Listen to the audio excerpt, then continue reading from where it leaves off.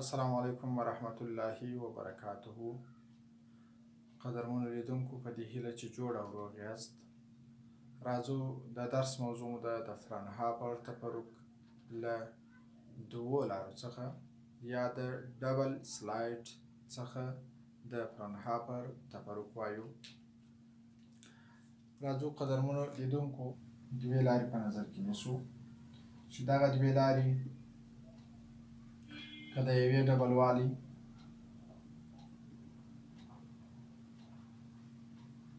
په ای سره وښیو د بلې په بي سره وښیو،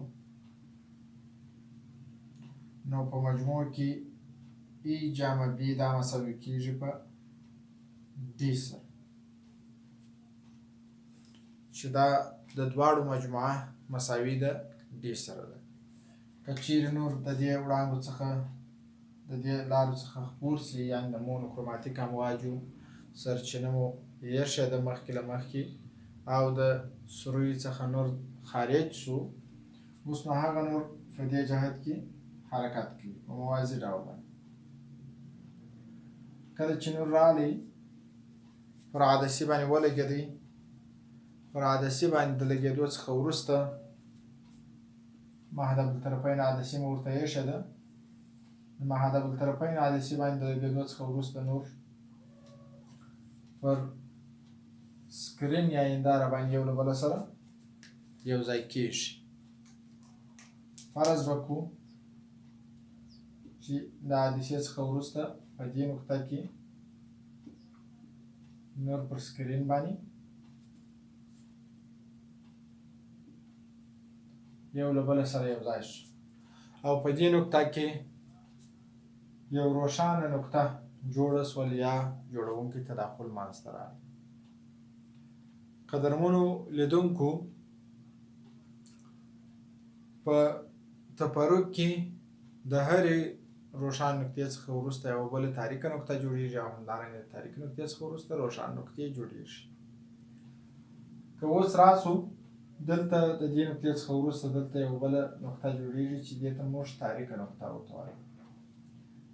دې نقطې ته روښانه نقطه او دې ته هم ډارک یا تاریکه نقطه او دې ته بیا روښانه نقطه وایي.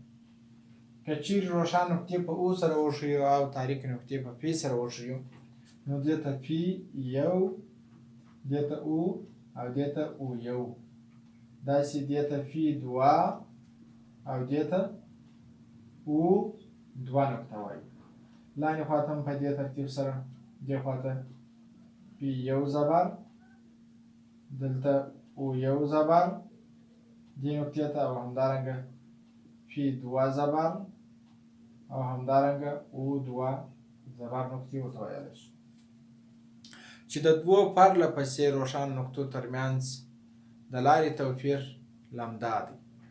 یعنې مثلا که د لارې توپیر لمدا یوه لمدا، دوې لمدا، درې لمدا، څلور لمدا دغه شانې، یعنې ام یو ثابت قیمت واخیستې، نو دلته روښانه نقطې جوړېږي. یعنې دا معنا که ډي ضرب د سین د ټیټا دا مساوي سو په ام لمدا سره، نو دلته روښانه نقطې جوړېږي. چې ام دلته مساوي دی په مثبت او منفي یو، مثبت او منفي دوه، مثبت او منفي درې، مثبت او منفي نقطه نقطه نقطه تر مثبت او منفي دا اتنایي پورې قیمتونه اخلي. اوس نو که چیرې راسو د دوو پرله پسې نقطو ترمنځ چې دلته د دغه روښانه نقطو دپاره موږ ورته لیکلی سو، یعنې د دوو روښانه نقطو دپاره لیکلی سو چې ډي ضرب د سین ټیټا دا باید مساوي سي په لمدا سره. اما د تاریکو نقطو دپاره لیکلی سو چې دا یو تاریکه نقطه ده، یعنې د دغې نقطې دپاره لیکلی سو چې ډي ضرب د سین د ټیټا دا باید مساوي سي په لمدا تقسیم پر دوه سره، یعنې د لارې توپیر یې باید نیم نیم طولي موجونه سي.